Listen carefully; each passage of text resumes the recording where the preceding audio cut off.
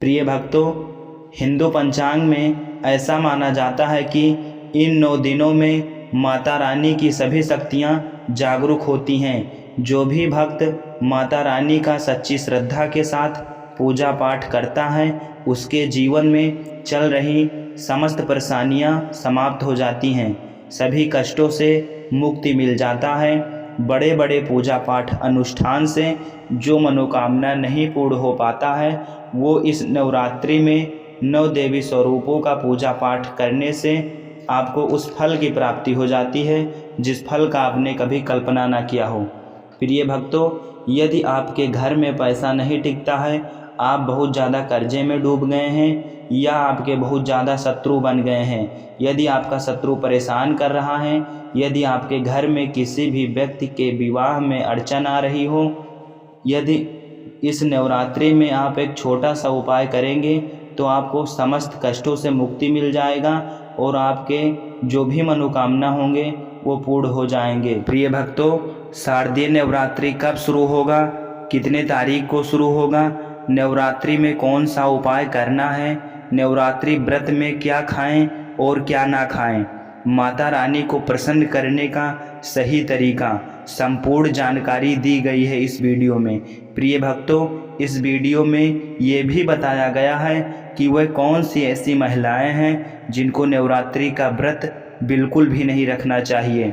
यदि नवरात्रि में ये 7 प्रकार की औरतें भूलकर भी व्रत कर लेती हैं तो वीडियो को पूरा देखें, वरना आपको बहुत ही बड़ा पाप भुगतना पड़ेगा। प्रिय भक्तों, पूज्य गुरु जी श्री प्रदीप जी मिश्रा जी द्वारा आइए जानते हैं कि नवरात्रि कब शुरू होगा और कितने समय स्टार्ट हो रहा है नवरात्रि, पूजन विधि का सही समय क्या रहने वाला है, कलशा गठन का सही समय क्या रहने वाला है, कौन सी औरतों को व्रत करना चाहिए, कौन सी औरतों को व्रत नहीं करना चाहिए, संपूर्ण जानकारी गुरु जी के माध्यम से प्राप्त करते हैं।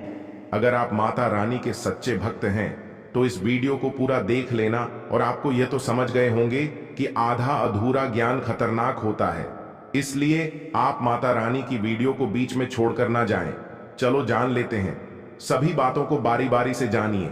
वह कौन कौन सी है जो नवरात्र में नहीं करें, यह 9 गलतियां, नहीं तो मां दुर्गा हो जाएगी नाराज। जानिए वह कौन कौन सी है। रविवार से इसकी शुरुआत हो गई है। मां दुर्गा कैलाश पर्वत से धरती पर आगमन कर रही है, सभी भक्त उनका जोरदार स्वागत कर रहे हैं। नवरात्र में मां अंबे के 9 स्वरूप की पूजा होती है। कलश स्थापना के बाद मां शैलपुत्री की पूजा की जाती है, जो मां दुर्गा के 9 स्वरूपों में पहले स्थान पर हैं।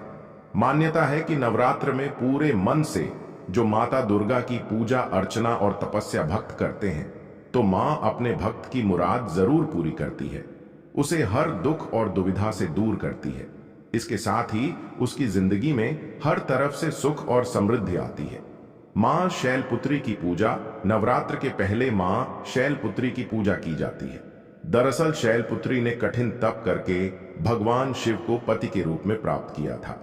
माता एवं बहनों, अगर आप अपने जीवन में बहुत ही परेशान हैं तो एक छोटा सा काम जरूर करें। आप अपनी राशि को हमारे कमेंट बॉक्स में जरूर डाल दें, क्योंकि हम राशि से जुड़ा भाग्य बताते हैं और भाग्य में चल रही परेशानियों के दूर करने के लिए वह आसान से आसान उपाय भी जरूर बताते हैं। इसलिए आप कमेंट बॉक्स में अपनी राशि को जरूर डाल दें, क्योंकि हम राशि से जुड़ा आपको आसान से आसान उपाय जरूर ही बताएंगे। और चैनल वास्तुशास्त्र ज्योतिष को सब्सक्राइब जरूर कर लेना, क्योंकि तभी हम आपको आपके कमेंट का रिप्लाई दे पाते हैं। इसलिए आप चैनल को सब्सक्राइब जरूर करें। ऐसे में जो भी भक्त मां शैलपुत्री की विधि विधान से पूजा के साथ साथ उनका ध्यान करता है, तो उसके वैवाहिक जीवन में आई हर समस्या दूर होती है, उसे माता का विशेष आशीर्वाद प्राप्त होता है। नवरात्रि में माता के भक्त 9 दिन तक उपवास भी रखते हैं, जिससे मां दुर्गा अति प्रसन्न होती है और भक्तों की सभी मनोकामनाएं पूर्ण करती हैं।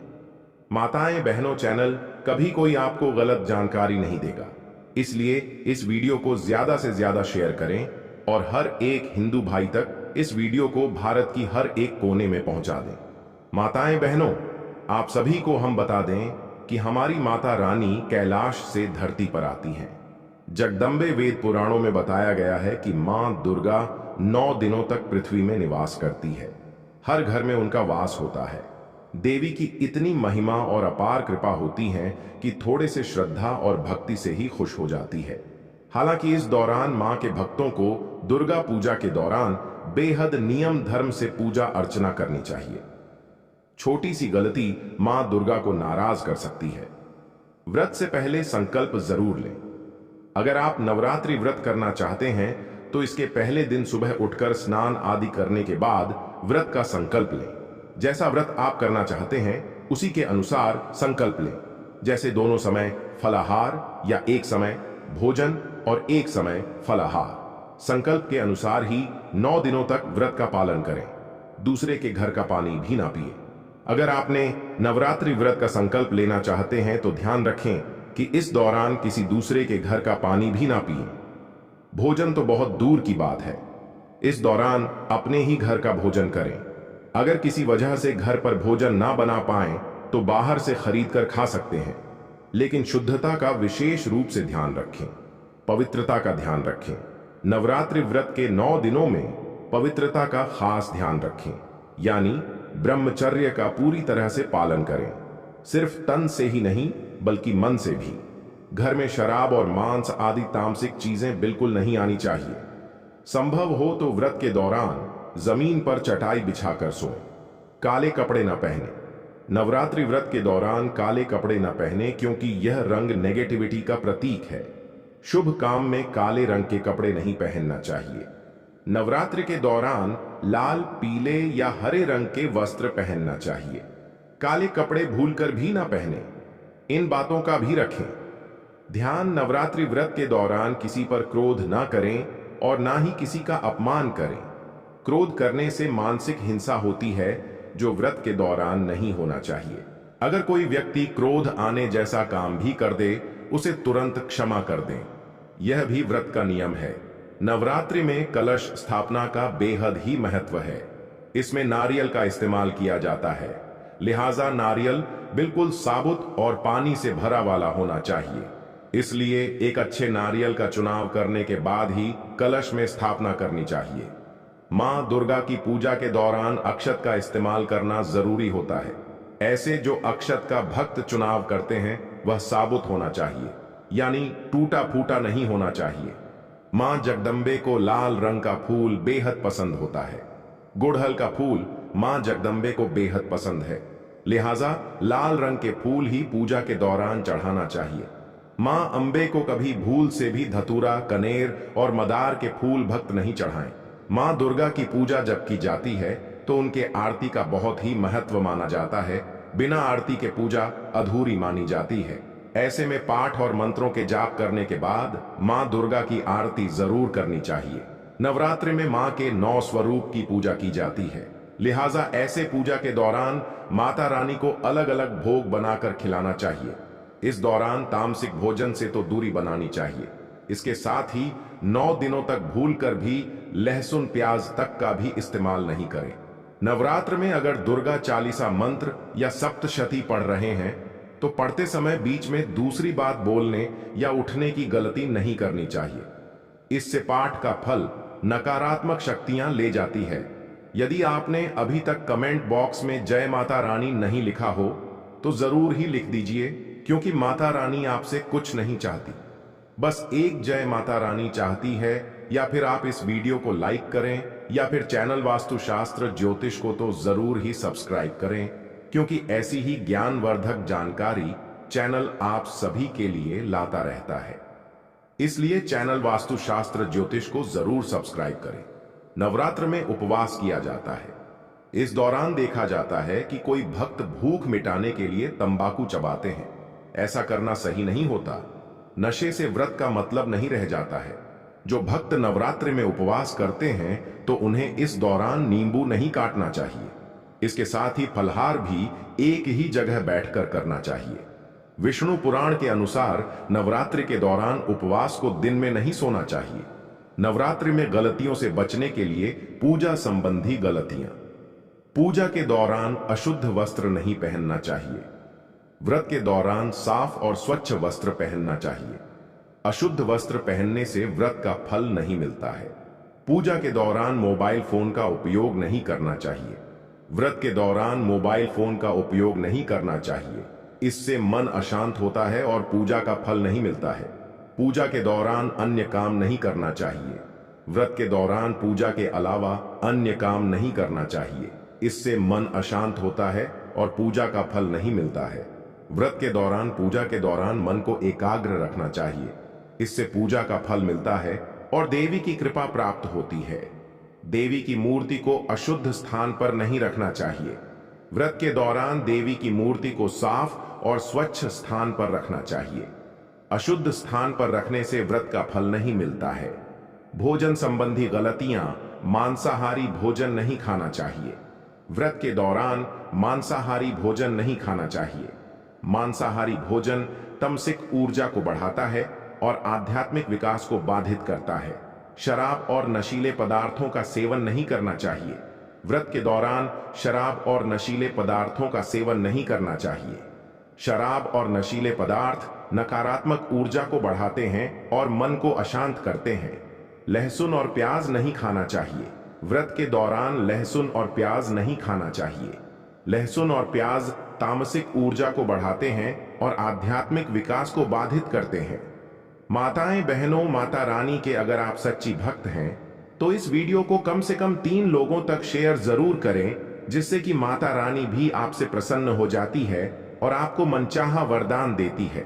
इसलिए आप इस वीडियो को कम से कम 3 व्यक्तियों तक जरूर शेयर करें। नवरात्रि के दौरान जो व्यक्ति ऐसा करेगा उसकी हर एक मनोकामना इच्छा पूरी हो जाएगी। कच्चा अनाज नहीं खाना चाहिए। व्रत के दौरान कच्चा अनाज नहीं खाना चाहिए। कच्चा अनाज पचाने में मुश्किल होता है और शरीर को नुकसान पहुंचा सकता है। व्रत के दौरान तेल और घी से बने व्यंजन नहीं खाने चाहिए।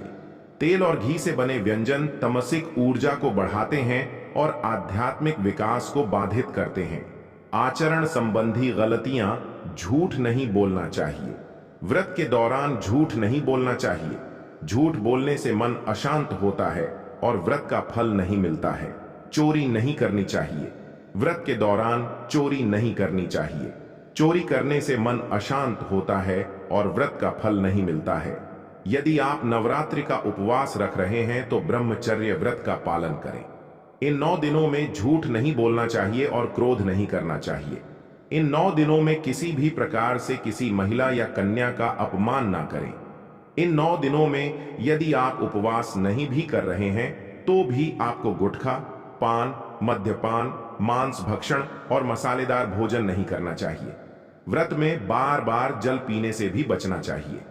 अधिकतर लोग 2 समय खूब फरहाली खाकर उपवास करते हैं। ऐसा करने से व्रत का फल नहीं मिलता है। उपवास को उपवास के तरीके से ही करना चाहिए। नवरात्रि के दौरान रसोपवास, फलोपवास, दुग्धोपवास, लघु उपवास, अधोपवास और पूर्णपवास किया जाता है। जिसकी जैसी क्षमता होती है वह वैसा उपवास करता है। व्रत में यात्रा, सहवास, वार्ता, भोजन, गाली बकना आदि त्याग कर नियम पूर्वक व्रत रखना चाहिए तो ही उसका फल मिलता है। परंतु कई लोग ऐसा नहीं करते हैं।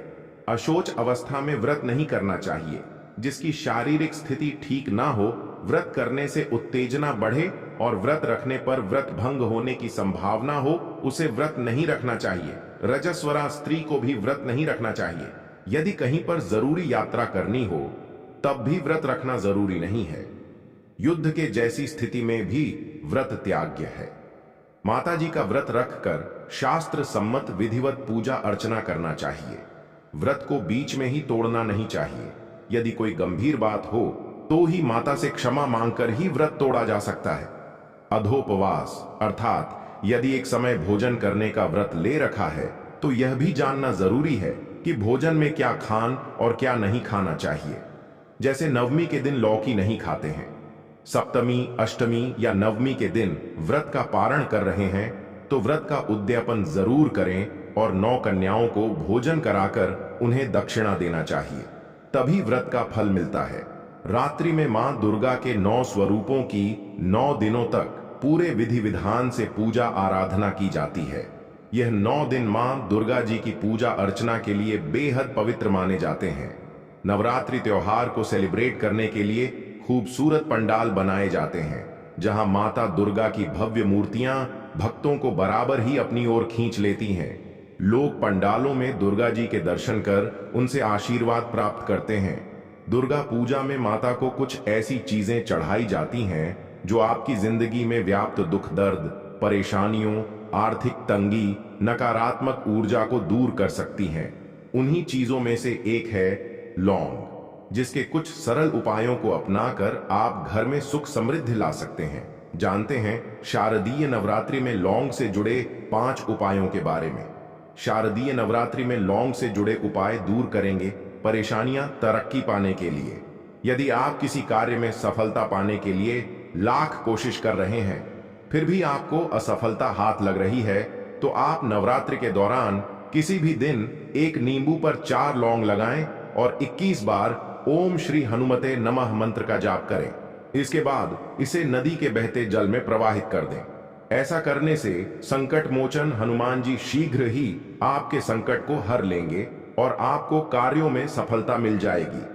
पारिवारिक कलह दूर करने के लिए यदि आपके परिवार में हमेशा तनाव की स्थिति रहती है या बार बार लड़ाई झगड़ा होता रहता है, तो नवरात्रि में आप लौंग का यह चमत्कारी उपाय कर सकते हैं। माताएं बहनों, वीडियो को पूरा ही देखना, क्योंकि हम इस वीडियो में आगे आपको